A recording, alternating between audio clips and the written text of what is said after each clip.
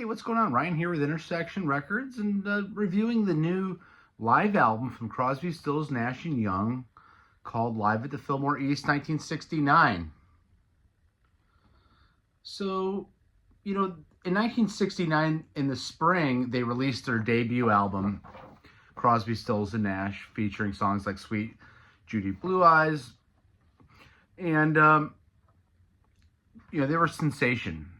They went on tour. They played the Auditorium Theater in Chicago. Their second gig was Woodstock. Neil Young was on that tour. Neil Young did perform at Woodstock. This is 6 weeks later. So the band is even more tight. We have Dallas Taylor on drums, and we have Greg Reeves on bass. Of course, Neil Young on guitar, Stephen Stills. All the singing. This is a stunning performance with some just fantastic music on here. Here's what Stephen Stills says about this experience. He said, "What we lacked in finesse, we made up in enthusiasm. It was a band on the run, and they were expecting to fly. These were sourced from recently discovered multi-track tapes that were baked and then mastered again.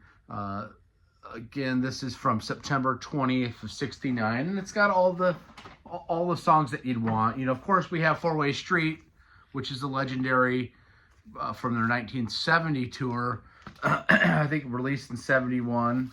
This has a lot of that magic, but like Steven says, the enthusiasm you can hear. These guys are having fun, and this is a band that would always have some issues getting along with each other, but in these glory days, you can hear it, especially in the opening track, Sweet Judy Blue Eyes, which is just one of the most interesting songs in their catalog. Right away, the harmonies are there. I think the harmonies are better on this version than the Four-Way Street version. Just gorgeous. It's funny, there's a false ending where the crowd claps thinking the song's over, but that song's got lots of different levels, and it takes a while for it to fully dismount. It's just cool with realizing the crowd doesn't quite know the song as well as maybe they will certainly now. It's a radio staple. Blackbird's next, beautiful Stephen Stills cover of a Beatles song, smart choice. You can hear a pin drop at the Fillmore East. This was the last of 4 shows. They would do 2 shows a night, like a 7 o'clock show and a 9:30, 2 nights in a row. And then Helplessly Hoping, off the debut album, right, that released previously in the year. Just one of those great CSN songs that show off those 3-part harmonies. And Neil Young singing too, but Neil Young's smart enough to not get in the way too much on some of the acoustic side. So there's an acoustic side and there's an electric side on this album. It's 2 LPs and 2 discs. Guinevere, rest in soul, David Crosby, one of your great compositions, one of my favorite songs. Again, poignant versions. It does remind you of Four-Way Street, of course, because it's just a year earlier, really just a few months earlier. Deja Vu would come out in 1970. They're already working on stuff, and we're going to get there in a minute, from Deja Vu that's on here. Lady of the Island, a beautiful Graham Nash. Graham Nash gets his solo spot here, right? After Guinevere with David. And then, of course, Stephen needs his moment to shine solo. So they do a blues song called Go Back Home. Stephen is from the South. Stephen has a very eclectic upbringing, including stints in Central America and Florida and Texas. His dad was a concert promoter a little bit and brought blues bands in. So he was deeply touched by the blues, and his guitar playing is just so amazing. One of the most underrated musicians of his times. We are going to do a show on just Stephen Stills here in the next couple weeks on his whole career and retrospect it. Check out my channel, subscribe if you like this content. And then one of my favorite Buffalo Springfield songs, a Neil Young pen song that Richie Fura sung with Springfield on the way home.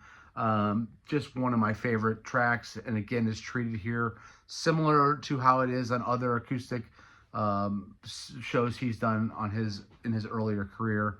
4 and 20's next. Again, Stephen's taking the spotlight here.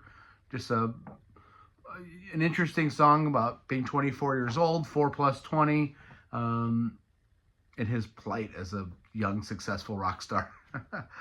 Our House, Joni Mitchell's in the audience here. Our House would come out on Deja Vu, but here it gets treated acoustically and sang to Joni Mitchell, who's in the audience, about their life together, living together in Laurel Canyon. I've Loved Her So Long as the next track. This is off of Neil Young's debut album.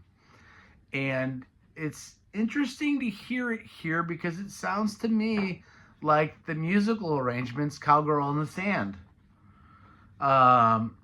It's definitely a deeper track. I loved Her So Long. In fact, I'm not really all that familiar with it. That first album of his is not my favorite Neil Young album. There's great stuff like Old Laughing Lady. There's great stuff like The Loner on it.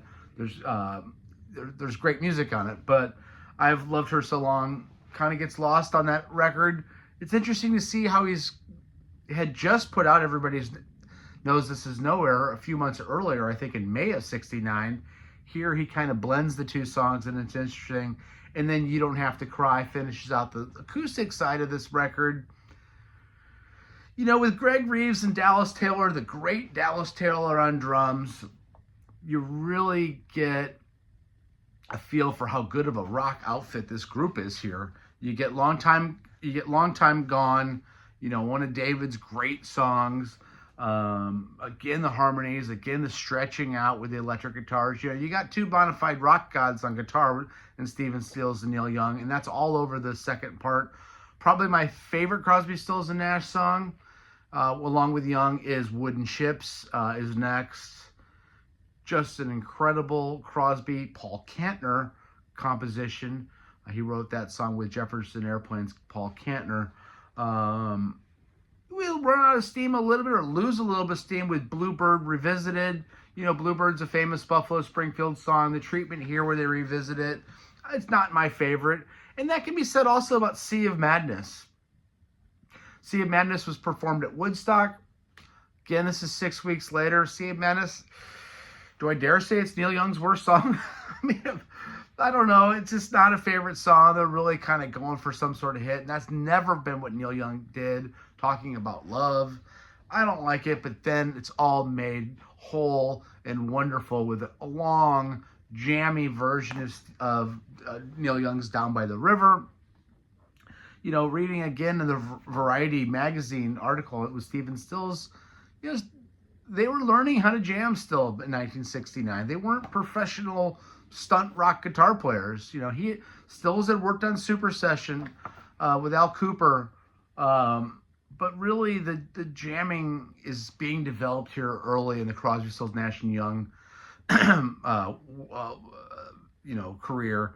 And then finally, The Cost of Freedom closes out this fantastic album. This thing, if you're a Crosby, Stills, Nash and Young fan, is a must-have. I'm going to get it on vinyl. I love it. Check out my channel. We do shows. I give this thing a 4.5 out of 5 stars. Peace out. See ya.